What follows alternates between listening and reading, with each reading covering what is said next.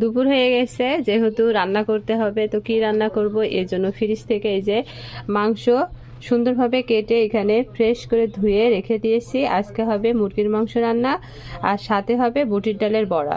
এর জন্য আমি রাত্রে এখানে এই যে বুটির ডাল ভিজিয়ে রেখেছিলাম, আর এটাতেই হবে বুটির ডালের বড়া। বড়া কে কে খেতে পছন্দ করেন অবশ্যই আমাকে জানাবে। আমার কিন্তু খুব ভালো লাগে গরম ভাতের সাথে এই যে বুটির ডালের বড়া বা মুসুরির ডালের বড়া। তো আজকে আমার এটাই হবে দুপুরের রান্না, মুরগির মাংস, পাতলা ঝোল, আর এখানে বুটির ডালের বড়া। আমার দুপুরের রান্না হয়ে গেছে। বাংলাদেশের বেশিরভাগ মানুষ কিন্তু পোলট্রির মাংস পছন্দ করে না, তাই না? কিন্তু আপনি পৃথিবীর যে প্রান্তে যান না কেন, এই পোলট্রি কিন্তু আপনার পিছন ছাড়বে না। আর এখানে এই যে বুটির ডালের বড়া তৈরি করা হয়ে গেছে। তো এটাই হচ্ছে আজকে আমার দুপুরের রান্না। অনেকেই আমার ভিডিওগুলো দেখছেন কিন্তু ফলো দিচ্ছেন না। প্লিজ পেজটি ফলো দিয়ে আমাদের পাশে থাকুন।